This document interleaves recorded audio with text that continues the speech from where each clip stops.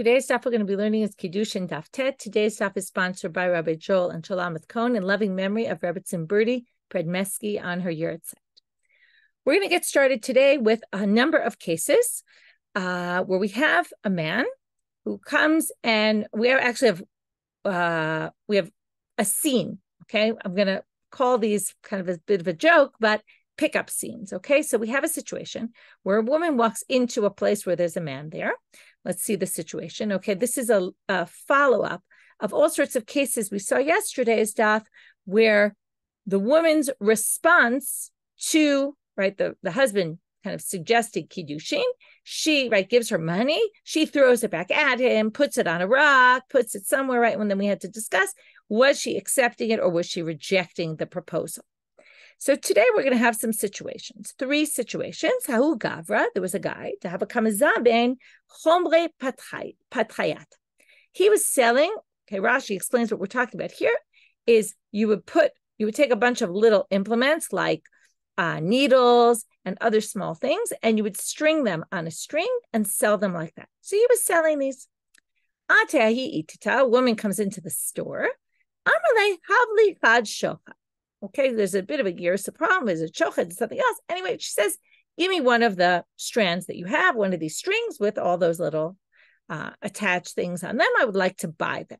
Okay, she's clearly not interested right now in a betrothal. She goes into a store to buy the stuff. Amarla, he says to her, if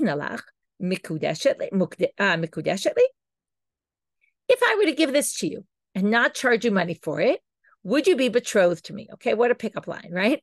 Oh, I'll just give this to you. And, with that, I'll give this to you as a gift. Why don't you marry me? Amrele, hava miyahava. So what's her response? She says, give it to me. Now, it's very hard to translate this into English. Hava miyahava is a double language, right? Give it to me, okay? Which, right, Rav Chama says, kol hava miyahava lav klum. Rav Chama says, there's no way when she says this, give it to me, what she's saying is, I want to buy it. Don't start offering me marriage proposals.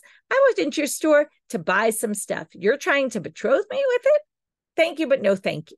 Right? Hava miyava. Let me have it. Next story. Ha'u gavra. Ta'ava kashate chamra b'chanuta. Now we have a store, but you have a guy who's drinking wine in the store. I would probably call it more like a restaurant or a pub. He's drinking, right? The classic pickup place. A woman comes along. Amrele havli chad kasa. She says, I'd like a cup. Can you give me a cup? Now here, notice she wasn't asking to buy it, or at least we don't know that she was, but she says, can I have a cup? So Amrela, he says, if I give it to you, mikudeshetli, would you be betrothed to me? Right? Again, sounding kind of like a pickup line here. Amrele, ashkuye eshken. She says, just pour me the drink. Okay, again, the double language, ashkuye eshken. Drink, right? Give me the drink, give me the drink. Right? There's no give me word here, but ashkuye means, right, pour me the wine.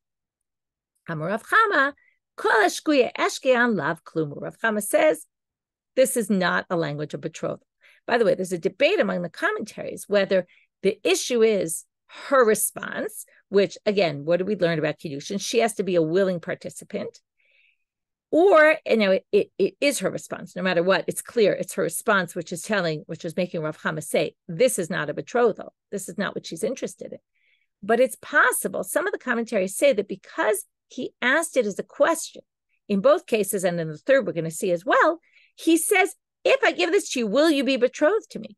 Whereas if he had said it as a definitive statement, some people think that if he said, I'm giving this to you, and with this you'll be betrothed, and she says, give it to me, then it's a different story. And that makes a lot of sense because, again, try to imagine the situation and try to imagine this woman, right? If all I could do is laugh and think about this poor woman who walks into a store and, immediately gets this marriage proposal thrown at her. And she's thinking, where the heck is this coming from? I just came into your store to buy some food.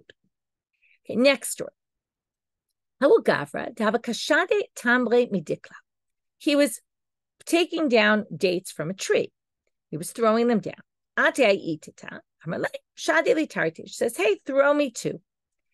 Amrala, you know where this is going. He says to her, Isha dinalach mikudeshetli.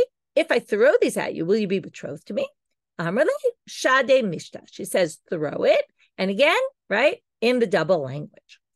So, Rav Zvi, kol shade mishta lav klum. Notice it's not Rav Chama this time. This time it's Rav Zvi. He says, this language is clearly not a language that she was interested in Kiddushin. She is not betrothed. Ibailu. So now comes the classic question. Notice each time it was a double language. I specifically pointed that out because, again, in translation, you lose it a little bit, or you lose it entirely. But now Ibailu, they ask the question, Hav ashke v'shademau. What if she said, give it to me in one word? Or throw it, right? Ashki, pour me. Or shade, throw it to me. Mahu, what would you say? Now we have a machloket. Amar Ravina, mikudeshet. So Ravina says she's betrothed then. He says it's only because of the double language that she's clearly saying, leave me alone. This is not what I'm interested in.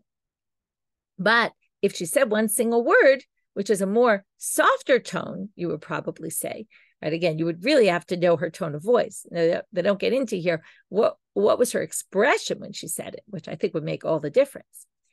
So Ravina says she's mekudesh. Rav Sama Barak Ta'amal, he says, what are you talking about? Tana de Malka, Aina mekudeshet. I swear Taga de Malka. I swear on the crown, Taga is a crown. I swear on the crown of the king, Aina mekudeshet. There's no way this woman is betrothed. And Hilchata, now we're going to get a Hilchata, not just for this, but things we learned in yesterday's daf. Aina mekudeshet, number one, she's not betrothed in this case, even if she says the single language.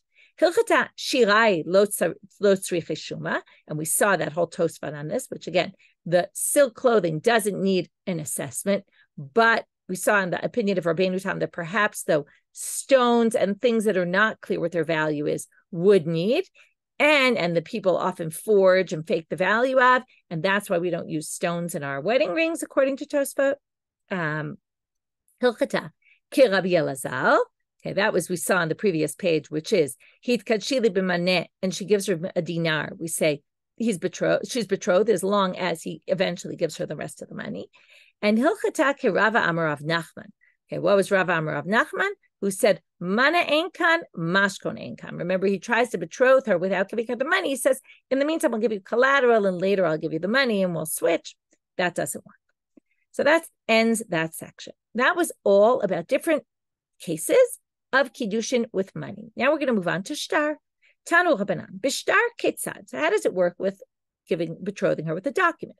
Katavlo ala niyar o ala cheres. Apa pishem bo sheve pluta. If he writes on paper or on an earthenware shard, apparently people, right, in those days, people wrote a lot on earthenware shards. Apa pishem bo sheve pruta, even though the shard or the paper isn't worth a pruta, with kesef it had to be worth a pruta, even if this is not, and he writes the following.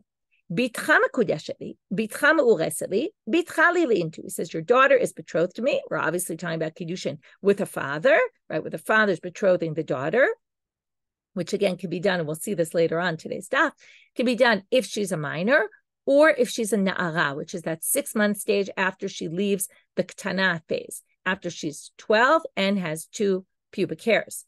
Then for those next 6 months, she's an ara. After that, she's a bogeret. The father can't betroth her. But here we're talking about a father betrothing the daughter. Your daughter is betrothed to me. Your daughter is engaged to me. Or your daughter is for me to a wife. He writes that in the document. Harezu mekudeshet. That works. So that's a bright time. Comes Matkefla Rabbi Zera Bar Mama. He says, what's going on here? He asks the question, Halo dame hai shtara lishtar zvini. Is this not like a shtar zvini? In other words, what you're describing is not like a sale. What happens in a sale? Who writes the shtar? Who writes the document? The seller. The seller says, my field is sold to you, and signs the document. Who's doing the sale here? The father is selling the daughter. Again, we don't like to view this as a sale, and it's not really a sale. But again, the father or the woman herself is becoming betrothed to the husband, which means that he's getting something. She's also gaining something, right? It's a two-way street. But again, going back to the language of the Mishnah, she is acquired by the husband. So she should be the one writing the shtar, or the father should be the one writing the shtar, not the husband. So Amarava, don't compare this to a regular sale. Each one is the way it appears in the context in the psukim. How so? Hatam ktiv umachar me'achuzato. B'mocher tala rachman. Okay, here we're talking about if a person sells themselves into be a slave, and then he gets bought out, but it says there umachar me'achuzato, and he sells himself into slavery. B'mocher tala rachman, there the subject is the seller. But hachaktiv ki yikach. Who's ki yikach? What's the subject? Who's the subject? The husband, when he goes and takes. So therefore, bibal tala rachmana, it's all about the husband. To which the Gemara says, wait a minute. If you're going to learn for the psukim, we could throw a pasuk at you where the subject is the buyer, not the seller. And yet you're saying, right, it's always the seller. Hatam nami ktiv sadopa kesef yiknu. It says they're going to buy fields. Okay, this is a famous section with Yirmiyahu and Hanamel, where he sells him property, and he says, and he uses this as a prophecy, Sadot b'kesef yiknu b'katova sefer b'chatom. You might remember we used that pasuk in the whole issue of Gitin about writing and signing. Anyway, we're not going to get into that right now, but what does it say? They acquire, right? Acquire means the buyer. He's the subject. Karibei. So the Gemara answers, Karibei yikanu, okay? Or, sorry, yaknu. Yaknu, instead of yiknu, is to buy. Sadot b'kesef yaknu. Yaknu means they're going to pass on the kinyan to somebody else. They're going to pass on the field to somebody else. So you could read it that way. So now the Gemara says, wait a minute. Why would you read it that way? My time, karit be yaknu, mishum dichtivu machal. Well, the reason where they're motivated to say, instead of reading it yiknu, it should be read as yaknu, which is, well, pass on, right? The sale, meaning the seller is the subject, because machar mechuzato is the subject, right? It also talks about the same thing where the subject is the seller. Yaknu resolves, right, that both psukim are talking about the seller.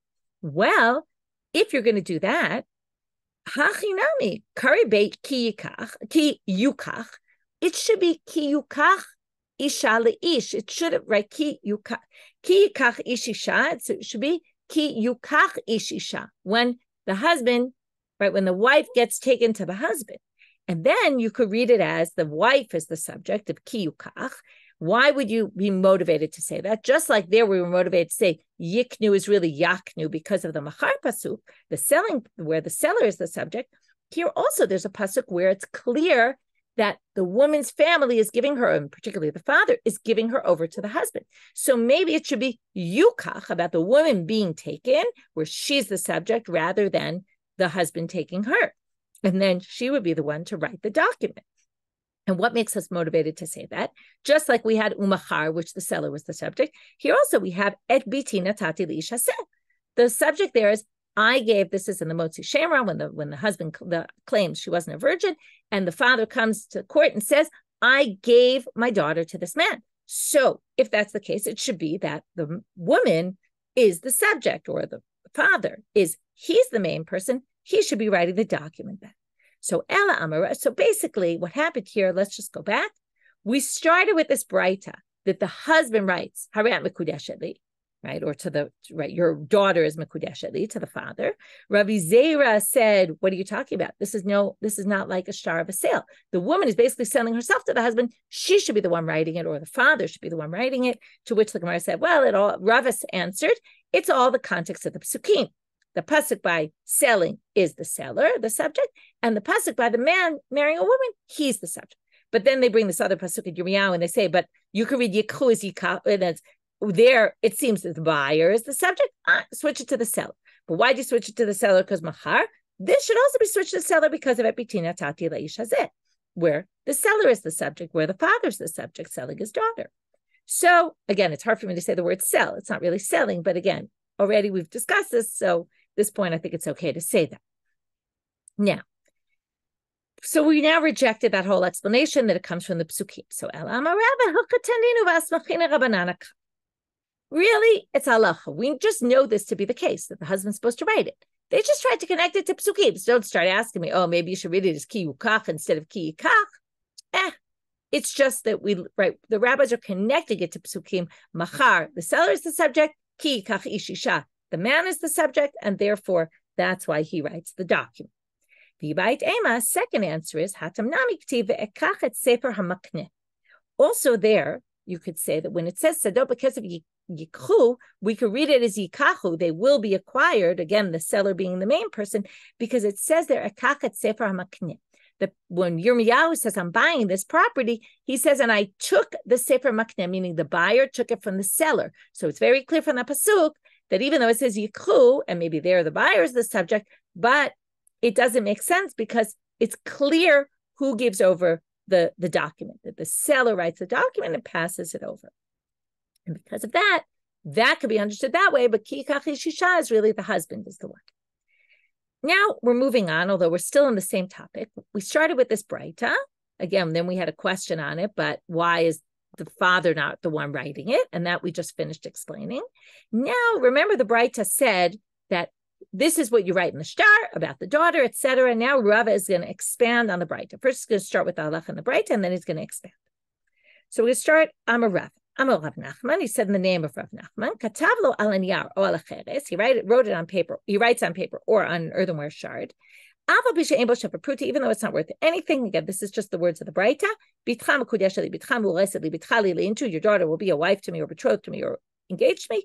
Ben al yedei aviha, ben al yedei atzma, mikudeshet midato. This is very interesting. Now, notice it's worded with the father because she's obviously a minor and or an na'ara. Whether he gives this document to the father or he could actually give it to the daughter. But whose opinion do you need? Remember, it has to be done with the woman's consent. But when she's a minor, it has to be done with her father's consent. So mida'ato has to be with his consent. V'hu shelo bagat. But that's only if she's not a bogeret yet. But now we're going to get to what if she's a bogeret already. Tavla an laniyar or al acheres. Same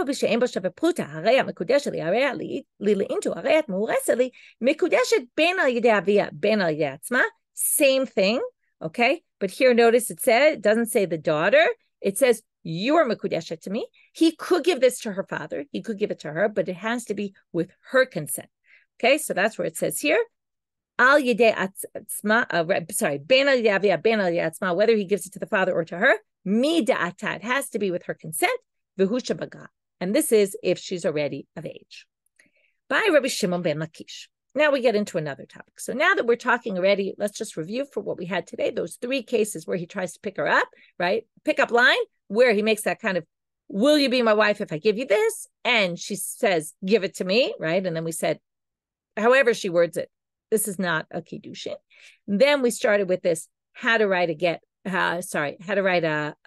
Kiddushin with a shtar, and we learned now the husband writes it, gives it to her, the father, but if she's under a certain age or maturity, right, puberty, then, and again, tana or na'ara, the father has to consent.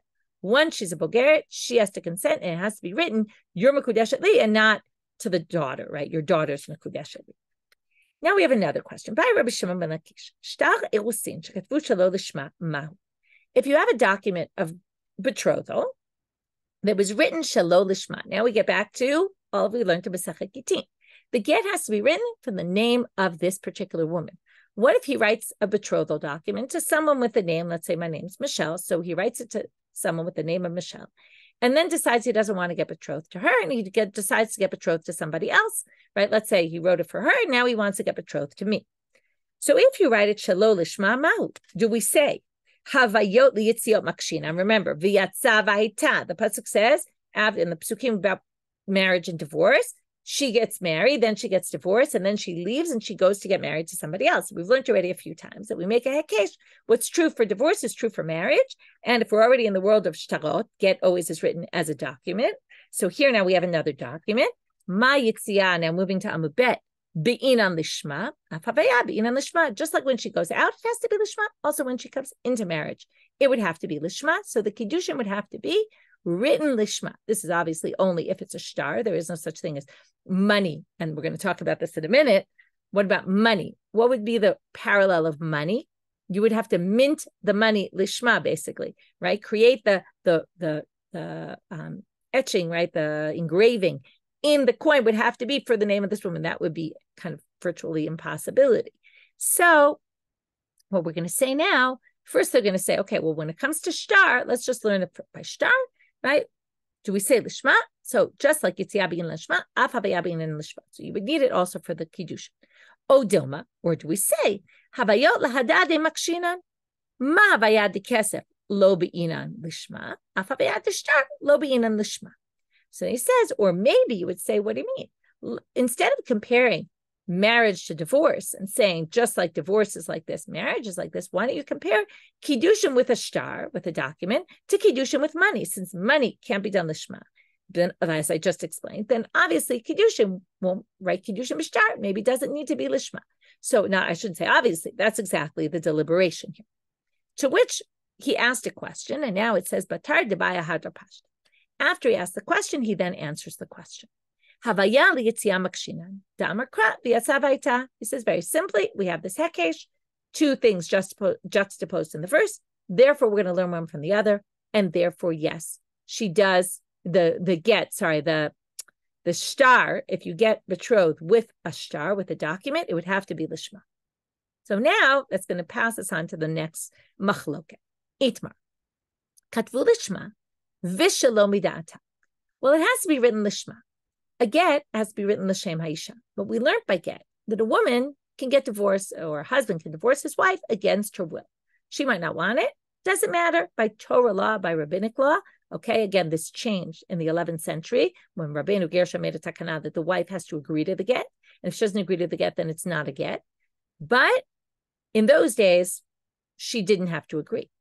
But in Kiddushin, she has to agree. So comes the Gemara and asks a good question, or here comes this machloket. Katvu lishma v'shalom midata. What if they wrote the document without her knowledge? Now, obviously, when he gives it to her, she has to consent. But does the writing of it, is it important, right? We have the whole thing in Gittin and divorce documents about how important the writing is and how it needs to be lishma, and how it needs to be right with his intent. If he didn't want it written, if he didn't want you to write it and someone else, right? And if he didn't want you to write it and you wrote it, it was a problem. So what if, does she have to be involved in knowing it's going to be written? Rav and Rabina Amre Mekudeshet. Rav and Rabina say it doesn't matter. She doesn't need to know. Rav Papa and Rav Shravya Amre Eina Mekudeshet. On the other side, we have Rav Papa and Rav Shravya who both say she's not Mekudeshet. She needs to be involved from the beginning of the writing. To which Rav Papa says, Amar Rav Papa, Ema Tamaditu ve'Ema Tamaditi. Okay, a minute ago, we just had someone asking a question, and then he answers his own question. Now we have a machloket, and Rav Papa is actually going to say, I'm going to explain to you the logic behind both opinions. Okay, so he says, I'm going to tell you my reasoning, and then I'm going to explain to you the reasoning of, first he says, I'm going to tell you their reasoning, and then I'm going to explain to you my reasoning. I'll explain to you their reasoning. Why do they think that this works, even if she wasn't involved and she didn't know about it? Again, we're going to take this hakesh all the way, this juxtaposition. Just like divorce, is done lishma, but doesn't need her knowledge. So going into the marriage also can be done lishma and without her knowledge. But now I'm going to give you my opinion, my explanation. We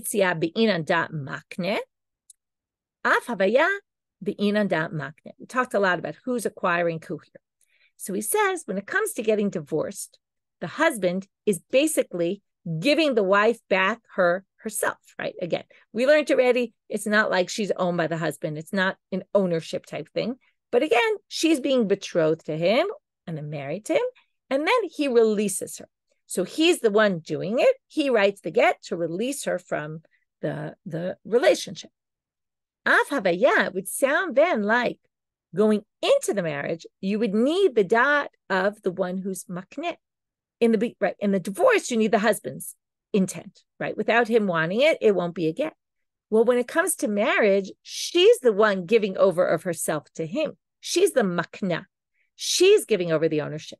So basically, again, it's not ownership, right? But for lack of a better word, so because of that, she should be the one. And again, if you say, right, this is unfair toward women, here we're saying, no, the woman needs to have knowledge about this. If she's bringing herself into this relationship, she needs to know from the beginning before the get is written, just like before the shtar, I keep saying that wrong, before the document is written for the Kiddushin, she needs to know just like he needs to know by the get. Okay, so basically that's Rav Papa and Rav Shravya. Now comes a Meitive. Now we're going to bring a question from a Tanaitic source from a Braita I think it's Braita, if I remember correctly, on Rava and Ravina's opinion. Again, what did they say? If it was written without her knowledge, it's fine. She's betrothed. So now we're going to see the following. That seems very clear. You can't write a document of erusin, which what would that be if not what we're talking about, right? With this document. Or a shtar of nisuin. Okay, that should probably be the ketubah, according to most opinions. You don't write them elamidat shnehem. Both have to agree to this, to it being written. Now, notice it says it has to be written with their consent, both of them. My love. Now, is this not shtarei rusin v'nisuin mamash? Isn't it exactly what we're talking about? The shtar of the erusin? To which the Gemara says, no. How could we explain this according to Rava and Ravina? That it has to be written with both their right to Rav Papa. This works perfectly. But Rava and Ravina could explain that what are we talking about here? Lo shtare psikta. These are not shtare erusin of Harei Mekudeshet Li. Okay, you're betrothed to me with this document. No, it's what we call nowadays the tinaim. What's the tinaim? It's a. In those days they took it much more seriously. Now it's more of a formality or a ceremonial thing. Although some people do take it very seriously and really write these things, which is it's an agreement of both parents. We're going to see it right now. As Rav Gidel Amarav explained what a shtar psikta is. To Amarav Gidel Amarav, kama ata noten lebincha kach vekach, libitcha kach vekach. Both sides of parents get together. How much are you giving to the couple, right? For your son. How much are you giving for your daughter? And then they write it up. And then amdu v'kidshu kanu. Now, the rest of this is really not important for the purposes that we brought it in the Gemara. The purpose that we brought it in the Gemara was this has to be written when we write the shtar tinaim, which has nothing to do with our topic. And therefore, this is not a question against Rava and Ravina, if you read the source this way. Basically, what we're saying is, when you write this agreement where both sides give a financial commitment to the couple, then it has to be written with the knowledge of both sides, obviously, because they're making a financial agreement. They obviously have to both agree. So it can only be written with both sides. Now, the rest of what Rav Gidel Amarav is something else which is unrelated to what we needed it for, but it has to do with what he was talking about, which is when you make this arrangement, even if you don't do a kinyan at the time, okay, we break a plate when we do the tanaim as a way, right? It's a custom, as a way of kind of showing we've agreed, right? Some sort of, I don't know if it's exactly a kinyan, but the truth is I don't remember exactly how it works, and maybe maybe the whole idea there's a kinyan involved. But the point being here, amdu v'kidshu, when they do the kiddushin, then kanu, then that as soon as the kiddushin is done, whatever agreement they made and wrote, now it's a done deal. Okay, they can't renege on it. These are things that are the kinyan by them is done by speaking. Now, right, the kiddushin actually finalizes it, but just their words, because the kiddushin really doesn't have to do with that arrangement they made, but just what they spoke actually has validity. Okay, usually it doesn't work that way. Okay, that was an aside. That was all just to deal with this question. So what we did in this whole section, now we finished shtar. We talked about kiddushin b'shtar, and we brought some examples of how you do it. Who passes it to who? Right, the husband or the future husband passes it to his father-in-law or to the daughter, and right, we need her consent. It needs to be lishma because we learn it from get. And the question is, we had a debate: do we need her knowledge before it's written or not? And then we just had a question on Rava and Ravina about that and resolved. Now we're moving on to bibia. Now we're talking about details of someone who betroths a woman through sexual relations. Again, we should just remind you that the rabbis in the end deterred people from doing this and said, this is a way of pritsuit. It's not appropriate. This isn't really a real way that one should do, even though by Torah law it's valid. The rabbis were very against doing this. But in any case, we're going to discuss it. So we already had a source for bi'ah. And here you can look at the study guide for today. I put up a chart about this. What I tried to put in the chart is the bare bones of the sugya, because we're going to get distracted with questions here and there. And I want you to remember the bare bones and the main thing here. What we have is Rebbe says that where do we learn bi'ah from? Because it says ki kach ish isha ube'ala. Okay, and he has relations with her. So there you see in the pasuk about kiddushin, it talks about bi'ah, and therefore that's his pasuk. But now the Gemara is going to ignore that Rebbe said this. Rebbe is a Tana. Okay, but now the Gemara, which is living in a later time period, is now having a discussion as if that didn't exist. Minalan, where do we get from Bia. Soon we're going to go back to Rebbe. But right now, we're kind of ignoring the fact that Rebbe existed and made a comment about this, brought a pasuk, Amar Rabbi Abau, Amar Rabbi Yochanan, to Amar Kra Be'ulat Baal. Now we're in a totally different section in the Torah, in Dvarim. It's actually not so far from there, but Dvarim Perek Kaf Bet, pasuk Kaf Bet, 22:22. Ki matzah ish shochev im isha, when you find a man who slept with a woman, what kind of woman? Be'ulat Baal. She engaged in relations with her husband, which basically they're going to explain according to, right, and then umetu gam shnehem, right, if the woman commits adultery, if the man commits adultery with this woman, they both get killed because she was married to someone else. She was called a Be'ulat Baal. So now what does Rabbi Yochanan say? From here we learn that you could become called her husband from betrothal by Be'ila, by sexual relations. So there you have it. There it is. Amalei Rabbi Zera Rabbi Avau. Rabbi Zera says to Rabbi Avau, who quoted this in the name of Rabbi Yochanan. V'amrila Rish Lakish the Rabbi Yochanan. Some people say Rish Lakish said to Rabbi Yochanan. What was it? A terrible thing that Rebbe said that we learned it from Be'alah, that you had to go find a different pasuk. How did you ignore what Rebbe said and teach something else? Because again, you're an Amora. He was a Tana. He already had a source. Why do you look for a different source?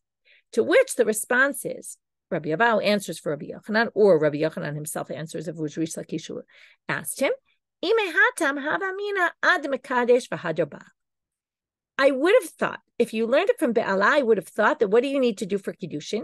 We thought until now, either money or shtar or a document or bi'ah or sexual relation. Well, if you had said we learned it from the pasuk, ki kach ish isha uve'alah, then I might have thought that you need both money or shtar and be'ilah. You would need a combination. Right now, they're just going to say of money, right? Ad mekadesh, with either money or shtar, and then you did be'ilah. You would need two stages, and the be'ilah would be the second stage. Kamash Malan. That's why I found a different pasuk, Be'ulat Baal, which comes to teach you, as soon as he's Bo'elotai, he's the Baal, you don't need anything else. So that's his logic. His logic is I didn't accept Rebbe because I thought that you could contradict him. To which, you could raise a question against that source, so I brought a different one. To which Matkefla Rabbi Abba Bar Mama. Now we're going to get a little sidetracked. He says, I don't understand. Imken, if you say that a woman would have to be, in order to be betrothed, she'd have to be both, let's say, Kiddushin with money and had sexual relations with her future fiance, I would have a big problem with this, which is, well, there's a law that an Nara Murasa, a woman who's betrothed to be married, who a different man sleeps with her. Now, normally a man sleeps with a married woman, the death penalty is chenek. Okay, they both get the death penalty, but it's strangulation, which is a lower level. If she's an Nara Murasa, she's only betrothed and hadn't been married yet, and we're going to see that the details of Nara Murasa, in order for it to work, she has to be a virgin. If she was a virgin who was betrothed to someone, then the death penalty is skila, okay, stoning for both. So now you could never, if she would have to be both a virgin and betrothed, if every betrothed virgin, right, if every betrothal was with Be'ilah, with sexual relations, she would never be a virgin. You would never have a case of an Aram or Sa being a virgin. So there would never be a case of skila given by Torah law. How would you ever have that case? If he had betrothed her and then, right, with money and then have relations with her, she would be considered a be'ula and not a betula. She wouldn't be a virgin. And then you wouldn't get skila, you wouldn't get stoned. And if she had kesef and not be'ila, well, lav klumu, well, then she would be betrothed according to your definition. So there's no way anyone would have thought that.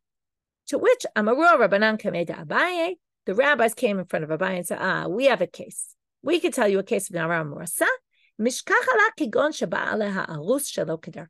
could have a case where the arus sleeps with her, has relations with her, but it's anal intercourse and not regular intercourse. Okay, that's what we're going to refer to as bia shelo kedarka. It's not the normal way of having relations. And then she's still a virgin, but she's betrothed. Okay, so Amarle Abaye, what are you talking about? Adkan, okay, I'm sorry, right, she would, again, what would happen? It would be bia shelo kedarka. So you would have a case, in other words, if you thought it would need Kiddushin and Be'ilah, you could have a case where he was bo'elota shelo kedarka, she would be considered betrothed, but she would still be a virgin. Okay, that's their answer. To which Abaye says, what are you talking about? Amar le Abaye, Akan lo pligi b'Rabbi Rabbanan ela ba'achil. Aval Baal divrei calling Baal Shador Kedarka Aseua Beula. This is a little bit complicated, and we're going to explain more of it as we go on. But Abaye is basically saying that you want to say that we could find a case of an Aram Murasa, she's betrothed because there was Be'ilah, but it was Bia Shalo Kedarka, so that would work. And she's still a virgin because Bia Shalo Kedarka doesn't make her not a virgin. But he says there's this machloka between Rebbe and the rabbis about when other people, okay, we're going to talk about this soon. I'm not even going to explain yet. But their machloket is if it's a machloket about Bia Shalo Kedarka, anal intercourse with someone else, does that make you not a virgin or not? If it's not your husband. But he comes and says, but if it's her husband, meaning he betrothed her, and then as part of this betrothal, let's say theoretically, if Rabbi Yochanan's, right, what Rabbi Yochanan said isn't true, that you need Kiddushin and Be'ilah. He was only saying you might have thought that. So if you would have thought that, here comes this man, he does Bia Shalo Kedarka with her. Now, the whole idea is we want to get her not betrothed, because we want to say she's betrothed, but still a virgin. But what's the problem? He says, even Rebbe and the rabbis who disagree about whether Bia Shalo Kedarka makes you not a virgin or not, right, takes away your virginity. But, I know this is a little bit of a crazy conversation here, but what he says is, I just went back and read that sentence again. If it's the husband, okay, then everyone agrees that she's not a virgin anymore. So now we're back to square one, which is, we don't understand this havamina, this suggestion that Rabbi Yochanan suggests. How could it possibly be that you would have a case of Nara Morasa?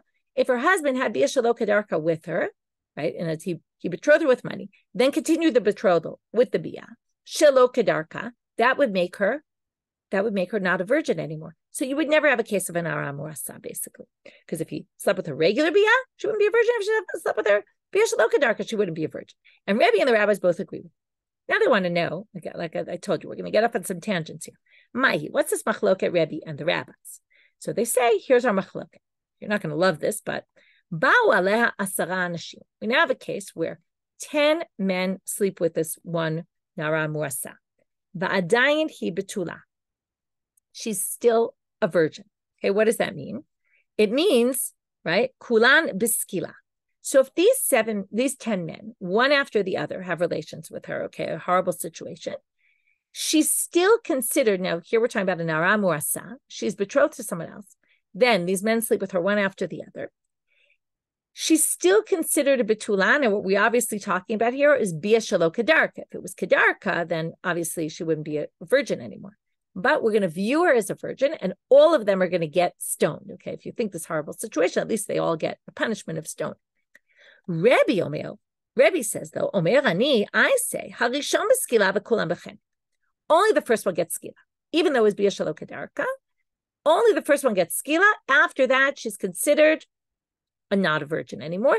Now, it doesn't mean they're not punished. They all get punished by chenek. It's a less severe, but still the death penalty. Okay, keep that in mind.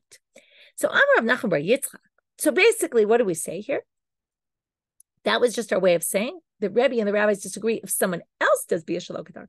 But if it's the husband, for sure Bia Shalo Kedarka is going to make her not a virgin anymore, in which case Rabbi Yochanan's havamina makes no sense, because there's still no case where you could have an Nara Morasa, because as soon as she's Mureset, if she needs Kiddushin and Be'ilah, she's already had Be'ilah, she's not going to be a virgin anymore, even if it's Bia Shalo Kedarka. So Rav Nachman gives a different explanation why you could still have a case, where you could have a case of Nara Morasa, according to this explanation. Rav Nachman bar Yitzchak, Mishkachala kigon shekitcha b'shtar.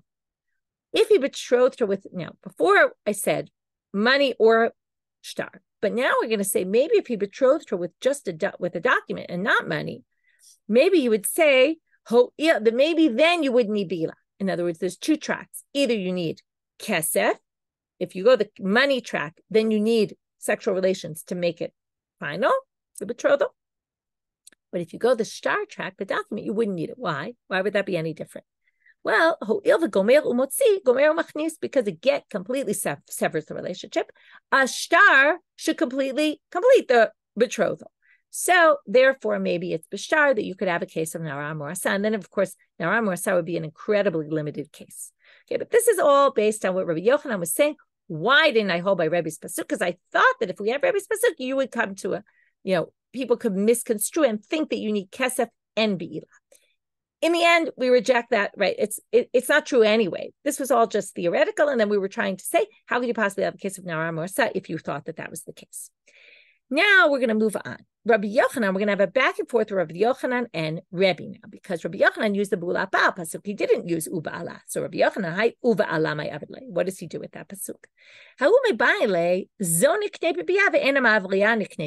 It's to teach you that this woman, meaning a woman who's getting married with someone, is acquired by bi'ah. Could be. But an ama avriya isn't acquired by sexual relations. Now, why would you have thought this? And this is a repeat of things we saw previously. You could learn from a kavachomer from a yivama. If, right, a yivama can't be acquired by money only through sexual relations, as we saw, because it says yivama yavo aleha. Therefore, right, and yet, right, niknepe bi'ah, so zoshe niknepe kesef, if an ama avriya is acquired by money, you would think, wouldn't it be obvious she'd be niknebe bi'ah then also? And therefore, you need the pasuk uva Allah to tell you. Now, notice uva Allah is uva al ota. This woman, the hey at the end is saying just her, not an amay v'riyah. To which the Gemara says that's not a good kavachomer at all. Once you don't have the kavachomer, you don't really need the pasuk. Umali yivamash kensku kava omedet, which we already saw this rejection, which is a yivama is already connected to the brother. That's why yibum works only through sexual relations. But without any connection, a random man, a random woman who decide to get married, it's not enough to just do bi'ah. So therefore, you wouldn't have thought, or the amay v'riyah, you wouldn't have thought the bi'ah would work by her. So now we have to explain. So why do you need this uva Allah? Well, still,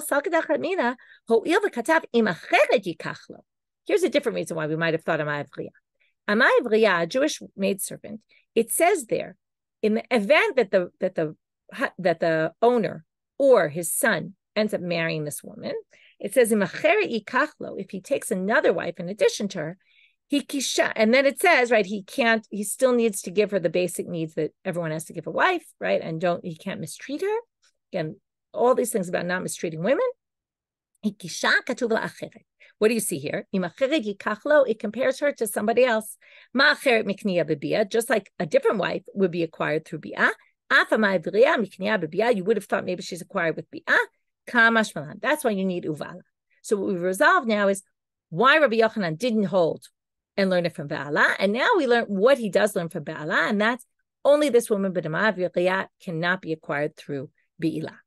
So now we're going to say, right, bi'ilah and bi'ah are interchangeable. Okay, they both mean sexual relations. V'Rebbe, hi Sfara Menale. Well, now we have a problem. Uva Allah says not in amay v'riyah. Well, where's Rebbe going to learn that? If he needs Uva Allah to teach you about a woman gets acquired through one of the methods of Kiddushin, is bi'ilah. What does he do? How does he learn this other halacha we just learned about the amay v'riyah? Hi Sfara Menale. Well, where does he learn that from? In Ken Lichtav Rachmana Uva Al. My uve Allah shma min atarti. Well, it could have just written ki kachi shisha uva al, and it just has the verb. Why does it say ba'ala? That means ba'alota, her meaning her and not an amay v'riyah, and the ba'als come and teach you about the bi'ah, that you could get betrothed through bi'ah. So therefore, you can learn two things from it. Shma min atarti. Ule Rava. Now we're going to have one question though. According to Rava, Da'amar Barahani Esbarali, who explained that Barahani told him. Va'ala comes to teach you something else. This is actually one of the most, there's 6 machlokot that Rava and Abaye disagree, where we hold like Abaye. Okay, everywhere else we hold like Rava. This is one of them. And we're only seeing Rava's side here, but Rava holds the following. And here he's going to say that Barahani learns it from that. Barahani explained to him that it's derived from this pasuk. Kiddushin hamusurin lebi'ah havu kiddushin. Kiddushin she'em musurin lebi'ah lo havu kiddushin. Kiddushin, where the man could theoretically have sexual relations with this woman, is good Kiddushin. But if they can't, then it's not good Kiddushin. What would be an example? Rashi brings an example of a man who betroths one of 2 sisters, and it's not clear which sister. At this point, he can't actually sleep with either one of them because he's possibly betrothed to the sister, and you can't sleep with the sister of a woman you're betrothed to. So he could never actually act upon that Kiddushin because it's not clear which one. And therefore, it's Kiddushin Shalonim Saru Biyah, that there's no way to actually do Biyah with them. According to Rava, that's not going to be Biyah. Actually, Abaye holds it is Biyah, and we hold like Abaye. I'm sorry, it's not Kiddushin. It's not considered Kiddushin if you can't theoretically have Bi'ah with her. So Abai would say it is Kiddushin, which means basically he still can't marry her, but he would have to get divorced from her. Rava thinks there's no Kiddushin at all, he wouldn't need to get divorced. Where do we learn that from? Rava says, if he can't do the Bi'ilah, then there is no Kicha, then the Kiddushin is not Kiddushin. Okay, so what about Rava? He learns a third thing from there. What? How are we going to explain that? Right? 3 things from one pasuk according to what we just showed according to Rabbi. Well, ma'ika l'meimar in kain nichtavka ova ala my uva ala shma min hakulu. We now say you could theoretically learn 3 things because it could have said right uva baal. It could have said o baal because it says vibaal. That comes to teach you an additional thing. Okay, the end comes to teach you something additional, and the hey at the end comes to teach you something additional, and the root itself comes to teach you something additional. So we could actually learn all 3 things. The Rebbe, now we have to go back. This was all Rabbi Yochanan, we said. What does he do with Uva Allah? And then we had to say, well, where does Rebbe learn that halacha? And then we had how Rebbe could learn the multiple things from that pasuk.